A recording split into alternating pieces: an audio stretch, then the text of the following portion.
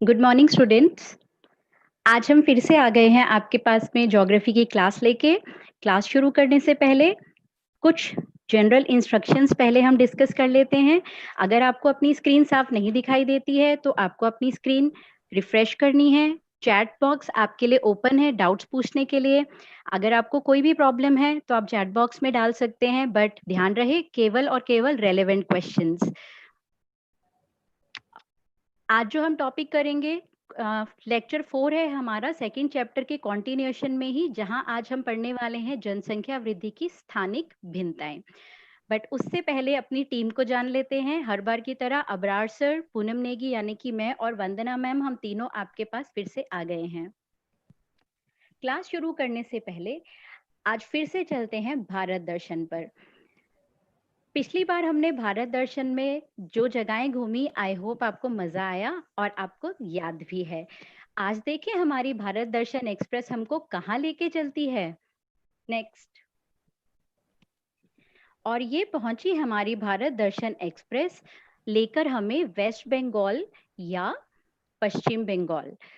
अब यहाँ पर अगर हम वेस्ट बंगाल की बात करें तो मुख्यतः यह एक मैदानी राज्य है, मींस प्लेन रीजन है। मगर इसका जो उत्तरी भाग है वो हिमालय के क्षेत्र में या हिमालय रेंज में आता है। स्पेशली जो हिमालय की सेकंड रेंज है, जिसके बारे में आपने क्लास 11th में भी डिटेल में पढ़ा है, जिसको हम बोलते हैं लेसर हिमालय या हिमाचल रेंज। और यहीं पर एक बहुत ही खूबसूरत हिल स्टेशन है जिसका नाम है दार्जिलिंग। अब दार्जिलिंग के बारे में जानने के लिए हमें इसके थोड़ा सा इतिहास में जाना पड़ेगा। दार्जिलिंग को डेवलप किया था ब्रिटिशर्स ने, क्योंकि जैसे कि हम जानते हैं ब्रिटिशर्स एक ठंडे क्षेत्र से भारत में आए थे और भारत उनके लिए काफी गर्म क्षेत्र था। तो उन्होंने हिल स्टेशंस को डेवलप किया अपने लिए एक रिफ्यूज की तरह, और उसी श्रेणी में दार्जिलिंग को भी विकसित किया गया। दार्जिलिंग को विकसित करने के पीछे एक और मुख्य उद्देश्य था। उन्होंने जब यहाँ पर देखा कि यहाँ का जो फ्लोरा है, फौना है, वो सब कुछ, और क्लाइमेट पूरी तरह से टी कल्टीवेशन के लिए या टी प्लांटेशन के लिए बहुत ही उपयुक्त है, तो उन्होंने यहाँ पर ब्लैक टी, आप जानते होंगे कि टी की कई वेराइटीज होती हैं, जिसमें से ब्लैक टी जो यूजुअली हम लोग अपने घरों में यूज करते हैं, उसका पहला उत्पादन दार्जिलिंग में ही हुआ था। और बल्कि विश्व में दार्जिलिंग टी के नाम से ही ब्लैक टी को भी जाना जाता है, जो कि बेस्ट टी है ब्लैक टी कैटेगरी में। अब दार्जिलिंग का जो क्षेत्र है ये एक और बहुत ही इंपॉर्टेंट चीज के लिए जाना जाता है, जो कि है टॉय ट्रेन या दार्जिलिंग हिमालयन रेलवे। एक छोटी सी प्यारी सी ट्रेन जो सड़क के साथ साथ चलती हुई हमें दार्जिलिंग तक पहुंचा देती है। यह ट्रेन भी जो है अंग्रेजों के समय से या ब्रिटिश पीरियड से चलती आ रही है, और आज इसको यूनेस्को ने वर्ल्ड हेरिटेज साइट की कैटेगरी में रखा है। वर्ल्ड हेरिटेज साइट कुछ ऐसी कैटेगरीज होती हैं जिनका संरक्षण हमारे को करने के लिए सहयोग देती हैं इंटरनेशनल एजेंसीज। तो हम बड़े प्राउड हैं कि हमारी एक कैटेगरी जो है वो यहाँ पर है। इसके अलावा भी बहुत सारी हमारी साइट्स हैं, बट आज हम केवल इसी के बारे में बात करेंगे। अब जब हम दार्जिलिंग पहुंच ही गए हैं, यहाँ की हरी हरी पहाड़ियां, क्योंकि ये एवरग्रीन फॉरेस्ट का एरिया है और आजकल चल रहे हैं मॉनसून, तो चारों तरफ की हरियाली, खूबसूरती बहुत ही ज्यादा ब्रेथ टेकिंग है। और इससे भी ज्यादा ब्रेथ टेकिंग है टाइगर हिल। नेक्स्ट। अब ये टाइगर हिल जो है, ये एक ऐसा स्पॉट है दार्जिलिंग में जो कि मेजर टूरिस्ट अट्रैक्शन है। अब यहाँ इतना खास क्या है? यहाँ पे इतना खास है सनराइज।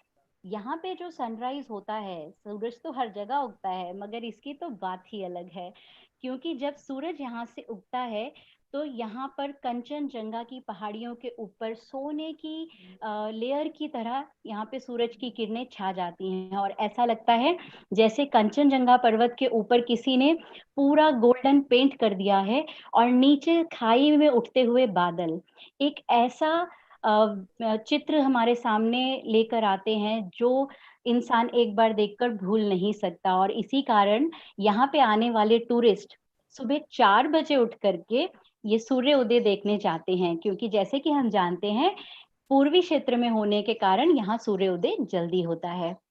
और जब हम यहाँ पर टाइगर हिल पर खड़े होते हैं तो टाइगर हिल की ऊंचाई बहुत ज़्यादा ऊँचा क्षेत्र है ये, लगभग 8442 फीट की ऊँचाई से हम कंचनजंगा पर्वत, जो कि विश्व का तीसरा सबसे ऊँचा पर्वत है, उसको निहारते हैं, उसकी खूबसूरती निहारते हैं। कंचनजंगा के बारे में कुछ चीज़ें बड़ी ही रोचक हैं, जो आज आपके साथ में मैं शेयर करने वाली हूँ। कंचनजंगा पर्वत काफ़ी समय तक विश्व का सबसे ऊँचा पर्वत माना जाता था, मगर 1881 में जब सारे पर्वतों की ऊँचाई को एक बार फिर से नापा गया, उस समय इसको विश्व का तीसरा सबसे ऊँचा पर्वत घोषित किया गया और विश्व का सबसे ऊँचा पर्वत जो है वो वो निकल के आया माउंट एवरेस्ट। अब यहाँ पे जब हम कंचनजंगा की बात करते हैं, कंचनजंगा केवल एक पहाड़ी नहीं है, कंचनजंगा 5 पहाड़ियों का एक ग्रुप है और इसमें से 2 जो हैं वो पूरी तरह नेपाल में हैं और 3 भारत के हिस्से में आते हैं। कंचनजंगा क्षेत्र जो विश्व की जितनी भी हमारी चोटियाँ हैं जिनके ऊपर हमारे माउंटेन क्लाइंबर्स जाते हैं, उनमें से सबसे कठिन अगर कोई चोटी मानी जाती है, तो वो है कंचनजंगा। इसे चढ़ना बहुत ही मुश्किल है और यहाँ पे जो भी इसको क्लाइंबर्स इस पे जाना चाहते हैं, उनमें से लगभग 20% सफल नहीं हो पाते हैं। इस कारण माउंट एवरेस्ट से भी ज़्यादा इसकी चढ़ाई को कठिन माना जाता है। दूसरा एक कारण ये भी है कि इससे लोगों की धार्मिक आस्थाएँ बहुत अधिक जुड़ी हुई हैं और इसी वजह से आज तक भी जो इसका शीर्ष या समिट है, उसके ऊपर किसी ने पैर नहीं रखा है। आज भी इसका समिट अनटच्ड है, क्योंकि यहाँ के लोगों की धारणा है कि उनके जो देवी-देवता हैं, जो उनकी डिटी हैं, वो यहाँ पर निवास करती हैं और इसीलिए उसके समिट पे या उसके शीर्ष पर किसी को भी पैर रखने का अधिकार नहीं है। जो ब्राउन और जॉर्ज ब्रैंड पहले 2 व्यक्ति थे, जिन्होंने कंचनजंगा को चढ़ा था और जो है इसको एक इतिहास रचा था।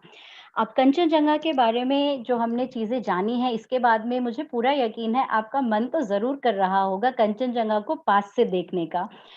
नेक्स्ट कंचनजंगा, ये देखिए क्लोज़ लुक, आप देख सकते हैं क्या खूबसूरत फ़ोल्ड माउंटेन्स हैं कंचनजंगा। कंचनजंगा भारत की हिमालय रेंज की सबसे ऊँची चोटी है। यहाँ पे कई लोग कन्फ्यूज़ होते हैं। देखिए 2 चीज़ें हैं, कराकोरम रेंज में जो K2 पीक है, गॉडविन ऑस्टिन भी जिसे कहा जाता है, वो भारत की सबसे ऊँची चोटी है, मगर वो कराकोरम रेंज की है। अगर हम बात करें हिमालय की, तो हिमालय की भारत में जो सबसे ऊँची चोटी है, वो है कंचनजुंगा। तो कैसा लगा आज कंचनजंगा, टाइगर हिल और दार्जिलिंग का सफर? अगली बार फिर आएगी हमारी भारत दर्शन एक्सप्रेस किसी और नई जगह का दर्शन कराने। तब तक के लिए hand over to you sir. Thank you. Thank you Poonam Negi madam. और आपने बड़ी ही रोचक जानकारी कंचनजंगा और दार्जिलिंग के बारे में छात्रों को दी और मुझे आशा है कि इससे छात्र हमारे लाभान्वित होंगे और आप उनको मजा भी आया होगा। अब हम अपनी क्लास की तरफ चलते हैं और समय ना गंवाते हुए थोड़ा सा मैं आपको बता दूं कि जनसंख्या वृद्धि की बात हमारी पिछली क्लास में चल रही थी, उसके बारे में हम जान रहे थे, समझ रहे थे। और उसमें एक बात सबसे बड़ी ये थी कि जनसंख्या वृद्धि के बारे में जो हमने उसमें जाना था, तो एक तो हमने जनसंख्या की दशकीय वृद्धि और वार्षिक वृद्धि की बात की। जनसंख्या के हर 10 वर्ष में भारत में क्या परिवर्तन हो रहा है और वार्षिक परिवर्तन की दर क्या है भारत में, ये हमने पढ़ा था, जाना था, समझा था। लेकिन इसको हमने टाइम के संदर्भ में देखा था कि 10 साल में या प्रति वर्ष किस तरह से हमारी जनसंख्या बढ़ रही है। तो अब तक जो हमारे अध्ययन की जो अप्रोच थी जनसंख्या वृद्धि की भारत में, वो टाइम के संदर्भ में थी। आज हम जनसंख्या वृद्धि की जो बात करेंगे वो स्पेस, स्थान के संदर्भ में करेंगे। और जब हम स्थान के संदर्भ में जनसंख्या वृद्धि की बात करेंगे, तो भारत के विभिन्न क्षेत्रों में जनसंख्या वृद्धि की दर जो है वो समान नहीं है। अलग अलग क्षेत्रों में अलग अलग तरह से जनसंख्या वृद्धि की दर देखी गई है और इसी को जनसंख्या वृद्धि की स्थानिक भिन्नताएं या क्षेत्रीय भिन्नताओं के नाम से जाना जाता है। इसको आज हमें जानना है कि भारत में विभिन्न क्षेत्रों में, अगर हम उत्तर से दक्षिण को देखें तो कश्मीर से कन्याकुमारी तक और असम से गुजरात तक जो हमारा क्षेत्र है भारत का, इसके विभिन्न क्षेत्रों में जनसंख्या की वृद्धि में भिन्नताएं पाई जाती हैं। अर्थात सभी राज्यों में भारत के, क्योंकि हमारी प्रशासनिक इकाई राज्य हैं, तो सभी राज्यों में जनसंख्या की वृद्धि दर समान नहीं है। कुछ राज्य ऐसे हैं जिनमें जनसंख्या की वृद्धि दर बहुत ज्यादा है और कुछ ऐसे हैं जिन्होंने जनसंख्या की वृद्धि दर को नियंत्रित कर लिया है। आइए हम इसके बारे में अब हम विस्तार से चर्चा करते हैं और इसको एक कंपैरेटिव स्टडी के तौर पर हम इसको लेकर आगे चलते हैं। तो सबसे पहले हम 1991 से 2001 का जो दशक है उसके अंदर उन 10 सालों में भारत के विभिन्न राज्यों में हमारी जनसंख्या की वृद्धि दर किस प्रकार रही है, इसको एक तालिका से देख लेते हैं। ये आपके सामने एक तालिका है जिसमें 1991 से 2001 के बीच जो विभिन्न राज्य हैं भारत के, उनमें जनसंख्या की वृद्धि की दर रही है वो इस प्रकार है। ये तालिका आपके सामने है, तालिका का अध्ययन आप ध्यानपूर्वक कर सकते हैं। केरल ऐसा राज्य है जिसमें जनसंख्या की वृद्धि दर सबसे कम 9.43 रही है, और नागालैंड ऐसा राज्य रहा है जिसमें जनसंख्या की वृद्धि दर 64.54 रही है। और ये दशक है 1991 से 2001 का। अलग अलग राज्यों को हमने आरोही क्रम में रखा है, बढ़ते क्रम में रखा है। केरल, तमिलनाडु, आंध्र प्रदेश, गोवा, त्रिपुरा, उड़ीसा, कर्नाटक, हिमाचल, पश्चिम बंगाल, छत्तीसगढ़ और असम, ये 11 राज्य ऐसे हैं जिनमें जनसंख्या की वृद्धि दर 20% से कम रही है। बाकी जो राज्य हैं इनमें आप देखेंगे कि मेघालय तक, अगले जो राज्य हैं मेघालय तक या जम्मू कश्मीर तक, ये जो राज्य हैं इनमें जनसंख्या की वृद्धि दर 30% से 20 से 30 के बीच में रही है। और 3 राज्य हमारे ऐसे हैं जिनमें जनसंख्या की वृद्धि दर इस दशक में 30% से भी ज्यादा थी, मेघालय, सिक्किम और नागालैंड। तो इस तालिका से हम इनको कैटेगराइज कर सकते हैं और प्रत्येक राज्य की 1991 से 2001 के दशक में जनसंख्या की वृद्धि दर क्या रही है इसको हम समझ सकते हैं और इसका हम विश्लेषण कर सकते हैं। आगे हम केंद्र शासित राज्यों को देख लेते हैं इसी दशक में। तो केंद्र शासित राज्यों में हमारे लक्षद्वीप में सबसे कम जनसंख्या की वृद्धि दर रही है और दादरा नगर हवेली में सबसे ज्यादा रही है। दिल्ली जिसमें हम रहते हैं, यहाँ पर जनसंख्या की वृद्धि दर 47.2% थी और ये दशक था हमारा 1991 से 2001। अब इस तालिका के आधार पर अगर हम कुछ निष्कर्ष निकालें तो हमारा ये विश्लेषण हो सकता है। हमने तालिका को पढ़ा है, विभिन्न राज्यों की हमने जनसंख्या वृद्धि की स्थिति को देख लिया है, तो उससे हमारा ये विश्लेषण निकल के आता है, ये हमारी समझ बनती है इस तालिका के आधार पर कि 20% से कम वृद्धि वाले भारत में 11 राज्य हैं जिनमें केरल, तमिलनाडु, आंध्र प्रदेश, गोवा, त्रिपुरा, उड़ीसा, कर्नाटक, हिमाचल प्रदेश, पश्चिम बंगाल, छत्तीसगढ़ और असम। ये 11 राज्य ऐसे रहे हैं जिनमें जनसंख्या की वृद्धि दर 20% से कम रही है। दूसरी श्रेणी के जो राज्य हैं वो 20 से 30% वृद्धि वाले राज्य हैं, इनकी संख्या 14 है। इनमें पंजाब, उत्तराखंड, गुजरात, महाराष्ट्र, झारखंड, मध्य प्रदेश, मणिपुर, उत्तर प्रदेश, अरुणाचल प्रदेश, राजस्थान, हरियाणा, बिहार, मिजोरम और जम्मू कश्मीर है। तो ये 14 राज्य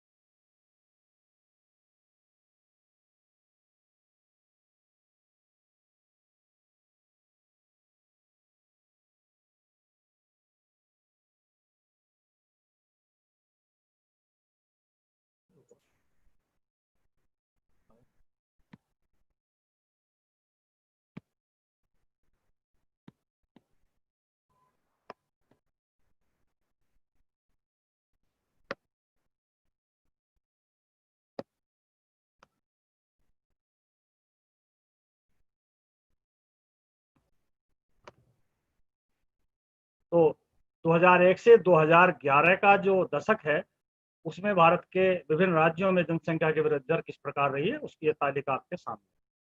तो अभी मैंने आपको जो बताया था कि 1991 से और 2001 तक की जो मैंने बात की थी, अब उसकी तुलना के लिए हमने 2001 से 2011 का दशक लिया है और विभिन्न राज्यों में जनसंख्या की वृद्धि दर क्या रही है, ये तालिका आपके सामने है। इसमें आप देख सकते हैं कि नागालैंड, जिसमें जनसंख्या की वृद्धि दर सबसे कम रही है, पिछले दशक में ये राज्य सबसे अधिक जनसंख्या वृद्धि वाला रहा था, लेकिन इस दशक में जनसंख्या की वृद्धि दर इसमें सबसे कम रही है। दूसरे नंबर पर केरल, फिर गोवा, आंध्र प्रदेश और सिक्किम, ये 5 राज्य ऐसे रहे हैं जो जनसंख्या वृद्धि दर के नजरिए से सबसे कम जनसंख्या वृद्धि दर इसमें पाई जाती है। जब इस आंकड़ों को या इस तालिका को हमने एक मैप की शक्ल दी है, मैप में हमने इसको रिप्रेजेंट किया है, तो ये मैप आपके सामने बन के आता है। इसमें हमने 10% से कम जनसंख्या वृद्धि वाले राज्य जो ये सिंबल दिखाए हैं, ये आपका गोवा है, ये आपका केरल है और ये सारा क्षेत्र आप देख सकते हैं, तो 10 से कम जनसंख्या वृद्धि वाला रहा है। ऐसे ही 10 से 15 के बीच में हमने ये डॉटेड दिखाया है, ये आपको दिखाई दे रहा है। इस मैप की मदद से आप इन राज्यों को देख सकते हैं और ये हमारा प्रैक्टिकल का एक स्किल भी है। प्रैक्टिकल में भी हम इस चीज को सीखते हैं, तो यहाँ से आप आंकड़े लेकर और ये मैप बनाना सीख सकते हैं, एक अपने अंदर एक स्किल डेवलप कर सकते हैं कि हमने अपने डाटा को भारत के मानचित्र में किस तरह से दर्शाया जा सकता है। ऐसे ही 15 से 20% वाले राज्य हैं, फिर 20 से 25 वाले हैं और 25% से अधिक जनसंख्या वाले राज्य हैं। तो उस दशक के 2001 से 2011 के दशक के आंकड़ों को के आधार पर यह बनाया हुआ भारत का मानचित्र है, जिसको आप देख सकते हैं। इस तालिका के आधार पर ये एक विश्लेषण निकल के आता है कि 2001 से 2011 के दशक में 0 से 10% जनसंख्या वृद्धि वाले 3 राज्य रहे हैं, नागालैंड, केरल, गोवा। 3 राज्य ऐसे हैं जिनमें जनसंख्या वृद्धि दर 10% से कम रही है। ऐसे ही 10 से 15% की वृद्धि वाले 7 राज्य हैं, जिनमें आंध्र प्रदेश, सिक्किम, हिमाचल प्रदेश, पंजाब, पश्चिम बंगाल, उड़ीसा और त्रिपुरा। ये 7 राज्यों में जनसंख्या की वृद्धि दर 15% से कम रही है, 10 से 15 के बीच में रही है। और दशक को ध्यान में रखिए, दशक है हमारा 2001 से 2011। ऐसे ही 15 से 20% वृद्धि के जो राज्य हैं, तमिलनाडु, कर्नाटक, महाराष्ट्र, असम, मणिपुर, उत्तराखंड और गुजरात। तो ये 20 से 25 में आपके 8 राज्य हैं, हरियाणा, उत्तर प्रदेश, मध्य प्रदेश, राजस्थान, झारखंड, छत्तीसगढ़, मिजोरम, जम्मू कश्मीर। और 3 राज्य ऐसे हैं जिनमें 20-25 से 30% जनसंख्या की वृद्धि रही है, बिहार, अरुणाचल प्रदेश और मेघालय।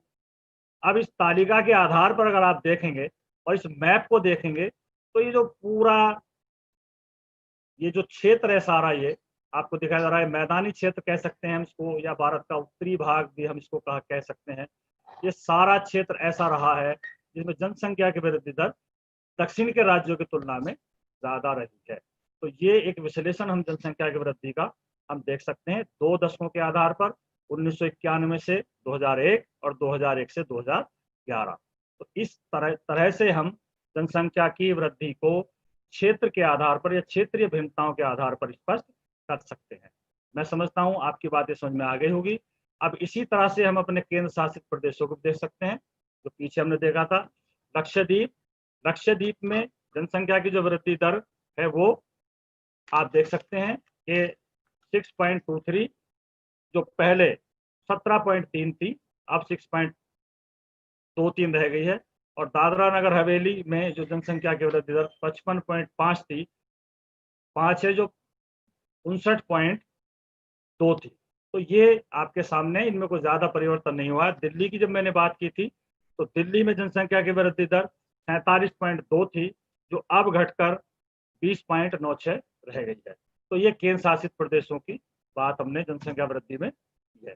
तो मैं समझता हूं कि जनसंख्या वृद्धि की बात आपकी समझ में आ गई होगी कि हमने जनसंख्या वृद्धि को क्षेत्रीय आधार पर 2 दशकों के आधार पर हमने टाइम एंड स्पेस, हमने दोनों को एक साथ लेके बात की है। टाइम की भी बात की है, दशक भी लिए हैं, और क्षेत्र के आधार पर भी भिन्नताओं का विश्लेषण हमने इसमें किया है। तो क्योंकि ज्योग्राफी की अप्रोच है कि किसी भी तथ्य का विश्लेषण समय और स्थान के आधार पर करते हैं, तो उन दोनों तथ्यों को लेकर हमने जनसंख्या के वृद्धि के आंकड़ों का विश्लेषण किया है। मैं समझता हूँ ये बात आपकी समझ में आ गई होगी। अब इसके आगे एक स्वाभाविक सा क्वेश्चन उठता है कि भारत की जनसंख्या में कि क्या कोई खास विशेषता भी है? तो हाँ, बिल्कुल है। भारत की जनसंख्या में युवा जनसंख्या का प्रतिशत बहुत ज़्यादा है और युवा जनसंख्या को जब हम देखते हैं तो ये भारत का भविष्य कहलाती है। भारत में जनसंख्या की जो वृद्धि है, इसका ये सबसे महत्वपूर्ण पक्ष यही है कि यहाँ पर किशोर जनसंख्या की तादाद काफ़ी अच्छी पाई जाती है। किशोर जनसंख्या में हम 10 से 19 वर्ष की आयु के लोगों को शामिल करते हैं और 2011 की जनगणना के अनुसार अगर हम देखें तो भारत में इनकी जनसंख्या लगभग 21% अर्थात 20.9% है इस आयु वर्ग। तो एक खास विशेषता भारत की जनसंख्या की वृद्धि की रही है कि इसमें किशोर जनसंख्या की वृद्धि है और किशोर जनसंख्या में हमने 10 से 19 वर्ष की आयु की जनसंख्या को शामिल किया है। 2011 की जनगणना के अनुसार इस आयु वर्ग की जो जनसंख्या का अंश है भारत में वो 20.9%।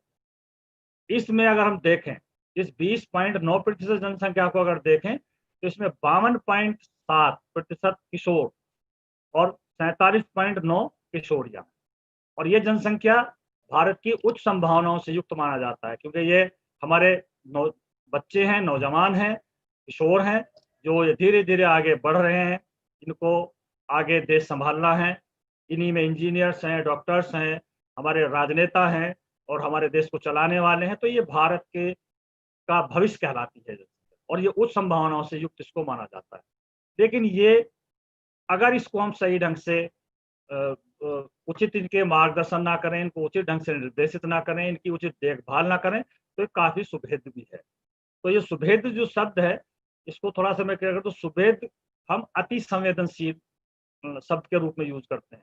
सुभेद तो जनसंख्या का ये वो वर्ग है जो बहुत अधिक सुभेद है या अति संवेदनशील है। इसको बहुत आसानी से हिट किया जा सकता है, मोबिलाइज किया जा सकता है, इसको मोड़ा जा सकता है। तो इसको इसीलिए इसको हमें बहुत अच्छे तरीके से निर्देशित करना है। इनकी शिक्षा का, इनके स्वास्थ्य का और इनकी आवश्यकताओं का बहुत अधिक ध्यान रख के हमें इसको इनकी परवरिश करनी है क्योंकि भारत का भविष्य है और इसी पे भारत का भविष्य टिका हुआ होता है। लेकिन अगर हम इनको देखें तो आज भारत में ये युवा वर्ग बहुत सारी समस्याओं से जूझ रहा है। अगर देखें तो दोबारा मैं आपको एक बार इसको फिर बता रहा हूँ कि भारत की जनसंख्या का एक विशेष पहलू रहा है भारत की जनसंख्या में किशोर जनसंख्या की वृद्धि और इस किशोर जनसंख्या में 10 से 19 वर्ष की आयु के बच्चों को शामिल किया जाता है। ये किशोर हैं और भारत का भविष्य हैं और इनका जो अंश है भारत की जनसंख्या में वो लगभग 21% है, जिसमें से अधिक तादाद किशोरों की है, थोड़ा सा कुछ कम तादाद किशोरियों की है। ये आज बहुत सारी समस्याओं से को फेस कर रहे हैं, इनके सामने बहुत सारी चुनौतियां हैं। इन चुनौतियों पर अगर हम एक-एक करके चर्चा करें तो ये आपके सामने मैं इनको एक-एक चुनौतियों को रख रहा हूँ, जो कुछ चुनौतियां आपके सामने है क्योंकि हमारे बच्चे जो विद्यालयों में पढ़ रहे हैं वो भी लगभग इसी आयु से हैं। कक्षा 11 और कक्षा 12 के सभी छात्र इसी वर्ग में आते हैं और वो भी इन समस्याओं से रूबरू हैं क्योंकि उनके बीच में ही ये सारे लोग हैं, सारे बच्चे हैं। तो ये आसानी से उन समस्याओं को देख सकते हैं। इनमें सबसे पहली समस्या है निम्न आयु में विवाह। आमतौर से देखा गया है क्योंकि हमारा जो भारत है वो गाँव में बसता है और ग्रामीण क्षेत्रों में आज भी हमारे समाज में परंपरागत कुछ रीति रिवाज पाए जाते हैं जिनमें माता पिता की जो सबसे पहली जिम्मेदारी होती है वो बच्चों की शादी करना और उनको परिवार चलाने के योग बनाना होता है। तो आज भी बहुत सारे बच्चे या जो किशोर जनसंख्या है उसके सामने एक समस्या है कि बहुत थोड़ी सी उम्र में, बहुत कम उम्र में उनकी शादी कर दी जाती है, जो उनके विकास में या उनके आगे बढ़ने के मार्ग में बहुत बड़ी रुकावट साबित होती है। दूसरी जो इनकी समस्या है वो है निरक्षरता। तो निरक्षरता का मतलब ये है कि भारत में अभी भी पूरी तरह से इनकी शिक्षा की पूरी व्यवस्था नहीं है। लगभग भारत में 74% के करीब साक्षरता है, तो 26% लोग आज भी हमारे निरक्षर हैं। तीसरी समस्या है विद्यालयों से विरक्तता। विद्यालयों से विरक्तता ड्रॉप आउट्स को स्पष्ट करती है। ऐसे ही निम्न स्तरीय खान-पान, स्त्रियों में उच्च मृत्यु दर, कम उम्र में शादी होती है, कम उम्र में शादी होने की वजह से जो वो थोड़ी उम्र में ही माँ बन जाती हैं और उसमें मृत्यु दर ज़्यादा है। ये सारी जनसंख्या में HIV, एड्स जैसी और संक्रामक बीमारियों का खतरा सबसे ज़्यादा रहता है। मानसिक अपंगता इनमें पाई जाती है, नशाखोरी, अपराधों में शामिल होना और कौशल का अभाव। तो ये कुछ समस्याएं हैं जिन समस्याओं से हमारा ये युवा वर्ग रूबरू हो रहा है। तो मैं समझता हूँ कि जो एक खास विशेषता है, जो भारत का भविष्य है, उसकी क्या स्थिति भारत में है, किन समस्याओं से रूबरू हो रहा है, तो ये चीज़ आपके सामने स्पष्ट हो गई होगी। अब अगली जो विशेषता है भारत में, भारत सरकार ने इस आयु वर्ग के लोगों को या युवा जनसंख्या को ध्यान में रख के ही 2014 में राष्ट्रीय युवा नीति की घोषणा की और इस युवा नीति के तहत जो आयु वर्ग है इसको थोड़ा बढ़ा दिया गया। इसमें 15 से 29 वर्ष की आयु वर्ग के लोगों को शामिल किया गया था। अगर जनसंख्या की दृष्टि से देखें तो 15 से 29 आयु वर्ग की जनसंख्या लगभग भारत में 27.5% है। 33 करोड़ के लोग, 33 करोड़ के लगभग भारत की जनसंख्या इस वर्ग में आती है। इसके लिए भारत सरकार ने एक राष्ट्रीय युवा नीति 2014 में बनाई और इस युवा नीति का जो उद्देश्य था वो देश के युवाओं को अपनी पूरी क्षमता के साथ अपने पूरे सामर्थ्य का उपयोग करना और देश को आगे बढ़ाने के लिए सक्षम बनाना था। इसमें 11 क्षेत्र चुने गए और उन 11 क्षेत्रों को विकसित करना, उनमें युवाओं की भागीदारी तय करना और वो युवाओं के लिए उनको सुदृढ़ बनाना इस योजना का उद्देश्य था। इसमें शिक्षा, दक्षता, रोजगार, उद्यमशीलता, स्वास्थ्य, खेल, सामाजिक मूल्यों का विकास, राजनीति में भागीदारी, सामाजिक न्याय की स्थापना, राष्ट्रीय एकता को बढ़ाना और पर्यावरण रक्षण, ये कुछ 11 क्षेत्र थे जो इस नीति में निर्धारित किए गए। इसका सबसे बड़ा उद्देश्य भारत के युवाओं को अपनी पूरी क्षमता का उपयोग करने के सक्षम बनाना, समाज में उनको उचित स्थान दिलाना, राष्ट्र निर्माण में उनकी उचित भागीदारी तय करना, युवाओं में आत्मविश्वास पैदा कर एक ऊर्जा का संचार करना, उनको चरित्रवान बनाना, देश के सभ्य और सक्षम नागरिक बनाना, इस युवा नीति का प्रमुख उद्देश्य रहा है। और इन्हीं युवाओं के माध्यम से जो संसार के विभिन्न राष्ट्र हैं, उन राष्ट्रों में भारत को एक उचित और सक्षम स्थान दिलाना इस युवा नीति का उद्देश्य रहा है। तो 2014 की राष्ट्रीय युवा नीति क्या है और इसके क्या प्रमुख उद्देश्य रहे हैं, ये आपके सामने मैंने इसको स्पष्ट किया है। इसके साथ साथ भारत सरकार ने एक और युवा नीति की घोषणा की है जिसको कौशल विकास और उद्यमिता योजना 2015 कहा जाता है। भारत सरकार ने 2015 में युवाओं के लिए कौशल विकास और उद्यमिता की नीति की घोषणा की और ये बहुत बहुआयामी प्रोजेक्ट भारत सरकार का रहा है। इस नीति की घोषणा करते हुए संसद में कहा गया था कि हमारा उद्देश्य या कौशल विकास योजना का उद्देश्य केवल युवाओं की जेब में पैसा भरना नहीं, बल्कि उन गरीब युवाओं के में आत्मविश्वास जगाकर और उनको उसमें एक नई ऊर्जा का संचार करना। ये भारत सरकार की एक बहुत ही महत्वपूर्ण योजना रही है। इसका उद्देश्य भारत में 2022 तक लगभग 44 करोड़ युवाओं को प्रशिक्षित करना है। गरीबी के कारण या किसी और वजह से जो युवा अपनी शिक्षा प्राप्त नहीं कर सके हैं या उनके साथ कोई परेशानी रही है, तो उनके अंदर जो छिपा हुआ कौशल है उसको विकसित करने के लिए ये कौशल विकास और उद्यमिता योजना 2015 लाई गई है। इसका सबसे बड़ा उद्देश्य ये था कि भारत में इसके माध्यम से लोगों में उद्यमशीलता का विकास किया जाए, जिससे वो अपना रोजगार प्राप्त कर सकें और नए रोजगार के अवसरों का सृजन कर सकें। गरीबी दूर करना, लोगों को अपने रोजगार के लिए सक्षम बनाना, इस नीति का प्रमुख उद्देश्य रहा है। जब ये नीति सरकार ने लागू की तो इसमें भारत के जितने भी तकनीकी संस्थान या ITI वगैरह रहे, उनको एक साथ जोड़कर विश्व में अपनी एक पहचान बनाना भी इस नीति का प्रमुख उद्देश्य रहा है। कौशल का विकास करना, बेरोजगारी दूर करना और लोगों में आत्मविश्वास पैदा करना, इसी तरह से इसके माध्यम से विश्व में अपने तकनीकी ज्ञान और अपनी जो हमारी जो कलाएं हैं, जो हमारा प्राचीन ज्ञान है, उसको संसार के सामने लाना इस युवा नीति का प्रमुख उद्देश्य रहा है। इसी तरह से अगर हम देखें तो भारत में जो कौशल विकास उद्यमिता, इसके तहत दिल्ली सरकार ने हमारे स्कूलों में एंटरप्रेन्योरशिप प्रोग्राम भी शुरू किया है और लगभग इस प्रोग्राम का उद्देश्य भी वही रहा है जो हमारे विद्यालयों में आज जो प्रोग्राम चल रहा है, जिसके माध्यम से हमारे बच्चे अपनी उद्यमिता की जो बातें हैं वो सीख रहे हैं और आगे बढ़ रहे हैं। मैं समझता हूँ कि ये सारी चीज़ें अब आपकी समझ में आ गई होंगी।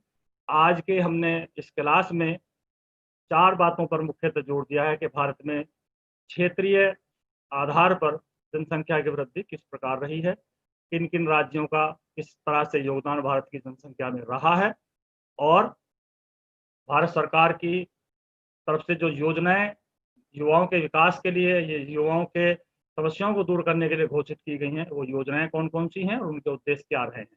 और भारत की जनसंख्या की जो एक सबसे बड़ी खासियत रही है, युवा जनसंख्या या युवा देश, उसकी क्या चुनौतियाँ हैं, क्या समस्याएँ हैं, उस पर भी हमने विस्तार से चर्चा की है। अब मैं पूनम नेगी मैडम से अनुरोध करूँगा कि वो थोड़ा-सा इसमें कुछ और ऐड ऑन करना चाहें तो कर सकते हैं।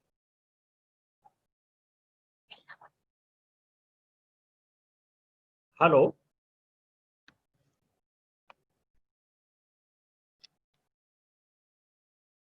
हेलो।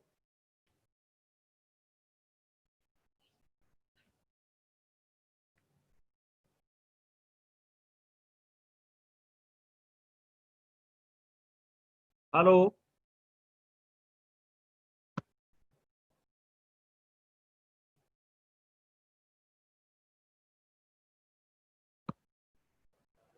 तो जो हमारे लगता है कि पूनम नेगी मैडम अवेलेबल नहीं है।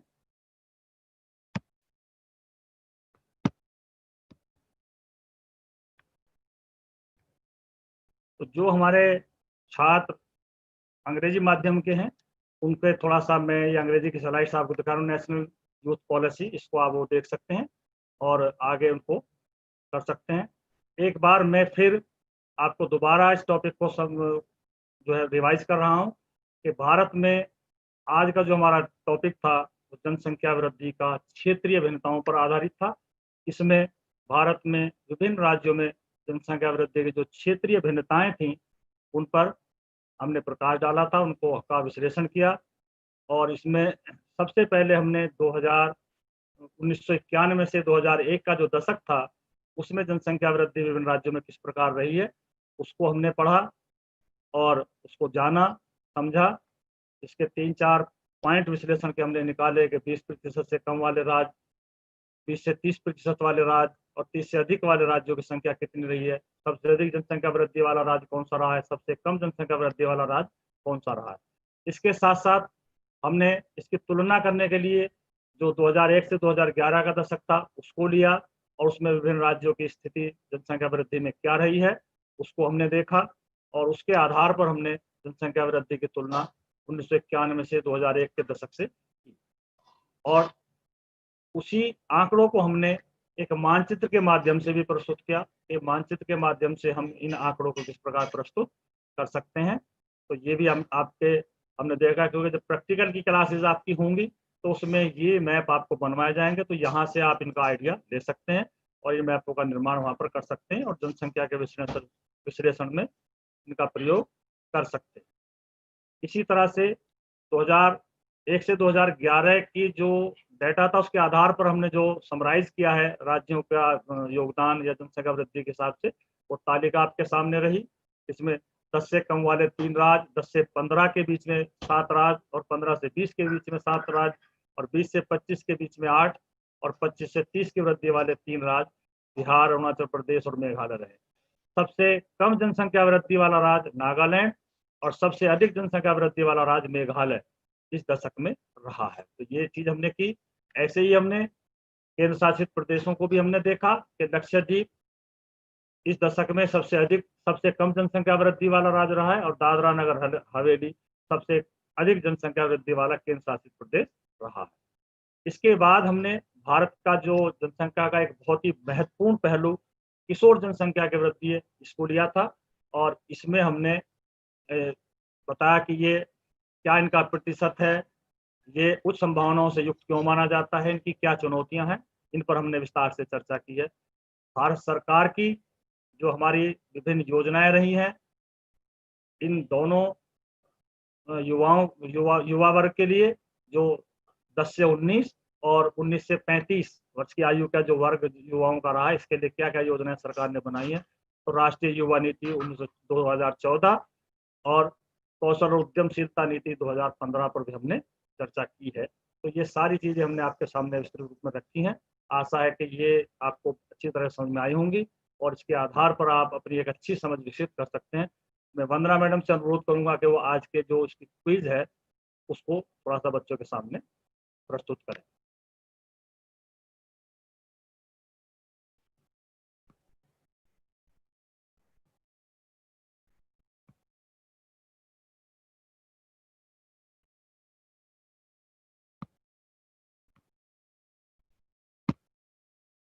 लगता है वंदना मैडम भी अवेलेबल नहीं है किसी तकनीकी वजह से।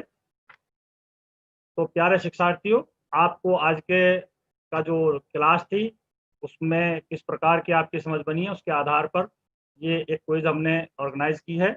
और इसमें मैं सबसे पहले आपसे जो क्वेश्चन पूछ रहा हूँ, सबसे पहला क्वेश्चन आपका है कि इसमें आपको सही गलत बताना है कि कौन सा सही है कौन सा गलत है, ये हमें बताना है। तो सबसे पहला क्वेश्चन देखिए कि इसमें केरल में जनसंख्या वृद्धि दर सबसे अधिक है, यस या नो। आप इसको बता सकते हैं कि क्या केरल में जनसंख्या वृद्धि दर सबसे अधिक है, ये स्टेटमेंट सही है या गलत है। Kerala has highest population growth rate in India.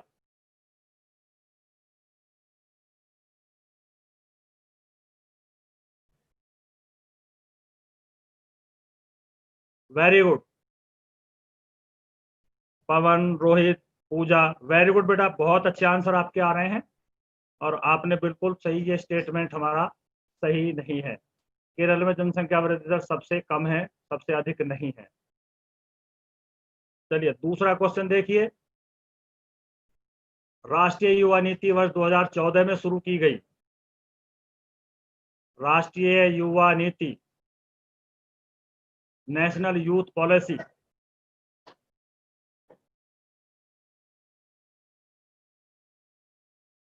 दो 2014 में शुरू की गई, ये स्टेटमेंट सही है या गलत।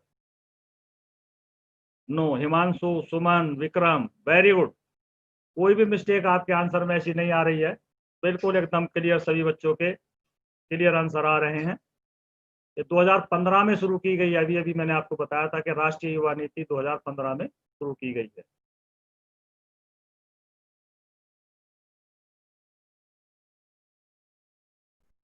Very good. चलिए अब हम तीसरे क्वेश्चन की तरफ चल रहे हैं। तीसरा हमारा क्वेश्चन है, युवाओं की पूर्ण क्षमता विकसित करने के लिए देरी से शादी और शिक्षा महत्वपूर्ण है। युवाओं में पूर्ण क्षमता विकसित करने के लिए देरी से शादी और शिक्षा महत्वपूर्ण है। Delayed marriage and education is important for achieving full potential of youth population. तो ये आपका क्वेश्चन सही है या गलत है, इस स्टेटमेंट्स के बारे में बताइए।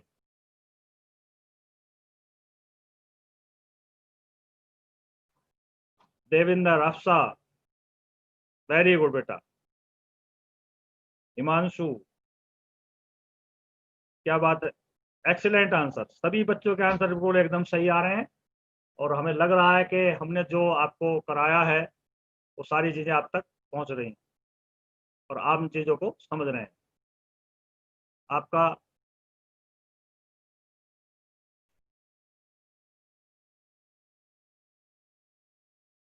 अभिषेक बेटा, थोड़ा क्वेश्चन को थोड़ा पढ़ के चलिए। ये स्टेटमेंट्स रॉन्ग नहीं है, ये राइट है। युवाओं की पूर्ण क्षमता विकसित करने के लिए देरी से शादी और शिक्षा महत्वपूर्ण है।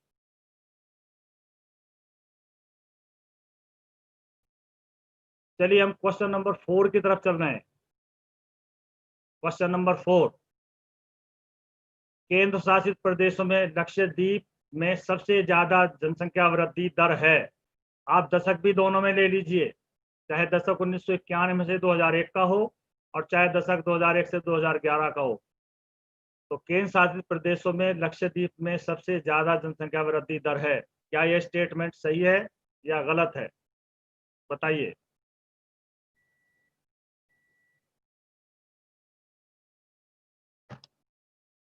एक्सीलेंट बेटा साजिद, आपने सारे आंसर एक ही साथ दे दिए सभी इसके। ये स्टेटमेंट रॉन्ग है, गलत है। तो लक्षद्वीप में जनसंख्या वृद्धि दर केंद्र शासित प्रदेशों में सबसे कम है, तो ये स्टेटमेंट गलत है। सुनील, जितेंद्र, प्रदीप, मैं किन किन के नाम लूं? इतनी तेजी से आपका चैट बॉक्स चल रहा है कि मैं सब बच्चों का नाम नहीं ले सकता। सभी बच्चों ने बिल्कुल करेक्ट आंसर दिए हैं और आपके लिए क्लैपिंग बनती है। आप जोर से अपने लिए ताली बजाइए क्योंकि आपके आंसर बिल्कुल एकदम एक्यूरेट आ रहे हैं। अनुराग, सुहेल, तनिष्का, जितेंद्र।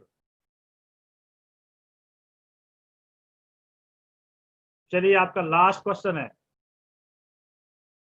बिहार, अरुणाचल प्रदेश, मेघालय में जनसंख्या का वृद्धि दर 10% से कम है। आप देखिए, ये राज्य है, बिहार है, अरुणाचल प्रदेश है, मेघालय है। याद कीजिए, उस टेबल को देखिए कि आपने जो 2001 से और 2011 के जो टेबल देखी थी, तो उसमें जनसंख्या वृद्धि दर वाले जो राज्य हैं उनमें क्या ये राज्य 10% से कम वाली श्रेणी में आते हैं? बिहार, अरुणाचल प्रदेश और मेघालय।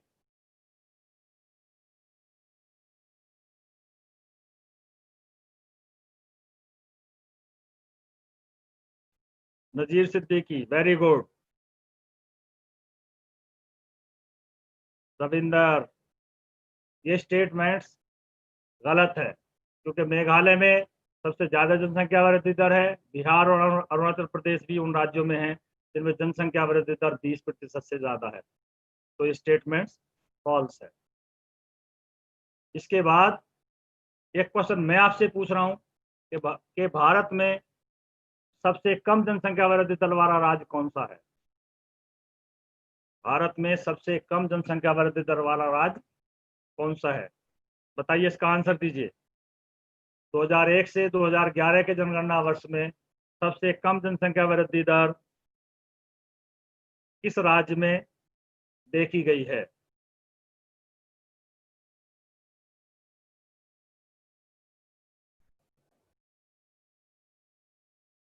जल्दी से आंसर दीजिए बेटा। मैं आपसे अलग से, वेरी गुड, केरला।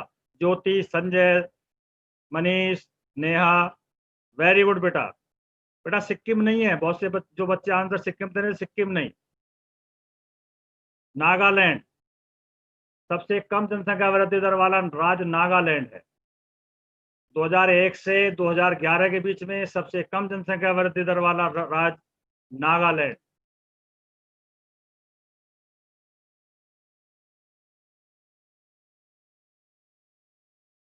बेटा केरला दूसरे नंबर पर है। केरला 91 से 2001 वाले दशक में सबसे ऊपर था। 2001 से 2011 वाले में नागालैंड सबसे ज्यादा है।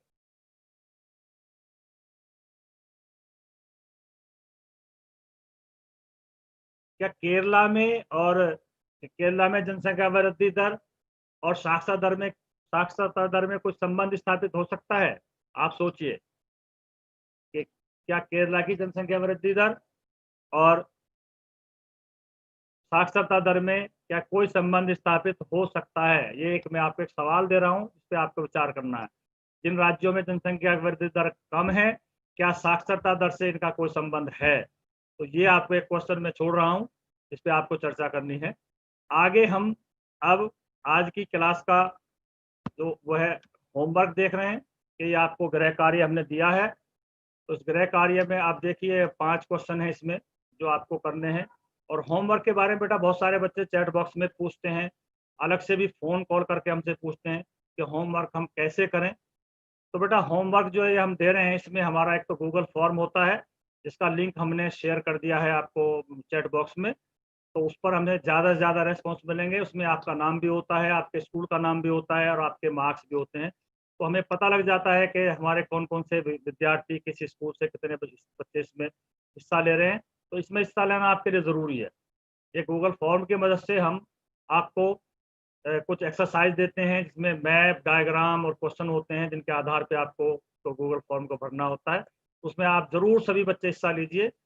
और हमने पिछली क्लास में जो गूगल फॉर्म दिया था, तो उसमें लगभग हमारे पास 800 बच्चों के रेस्पॉन्स थे और उसमें बहुत अच्छे रेस्पॉन्स हमें बच्चों के मिले थे, लेकिन अनफॉर्चुनेटली वंदना मैडम अवेलेबल नहीं है, तो उसका डाटा हम आपको शेयर करते। नेक्स्ट क्लास में हम उसका डाटा शेयर करेंगे। दूसरी बात ये, जो हम ये क्वेश्चन होमवर्क में देते हैं, ये क्वेश्चन आप अपने रजिस्टर में इनको करके रखेंगे और जैसे ही हमारे स्कूल खुलेंगे तो हमारे सारे साथी जो पीजीटीज है वो आपके साथ होंगे और वो इसको चेक करके इसकी जो कुछ कमियां या जो भी होंगे वो आपको इसको बताएंगे।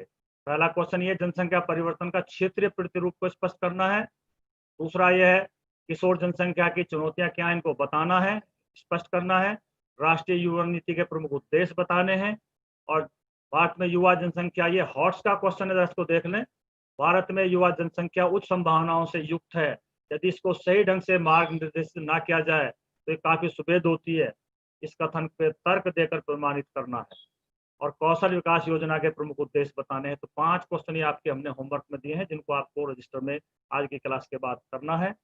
और इसी के साथ आपका ये होमवर्क अंग्रेजी में है। जो अंग्रेजी मीडियम के छात्र हैं वो इसको नोट कर सकते हैं, यहाँ से स्लाइड्स को ले सकते हैं।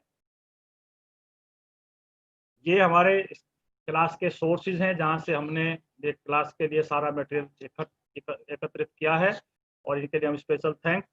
और कोई भूल चूक हमसे अगर क्लास में कोई बोलने में हो गई है तो उसके लिए हम क्षमा प्रार्थी हैं, हमें सूचित करें, आगे उसको हम क्लैरिफाई कर देंगे। इनका भी आभार है क्योंकि इस सोर्सेज से हम ये सारे लेक्चर्स तैयार करते हैं, क्लास की तैयारी करते हैं। और ये हमारे साथ ही चैट बॉक्स में हमारे साथ रहते हैं, तो इनका बहुत बहुत धन्यवाद। और बस आज आपका आज की क्लास यहीं पर समाप्त होती है। Thank you very much.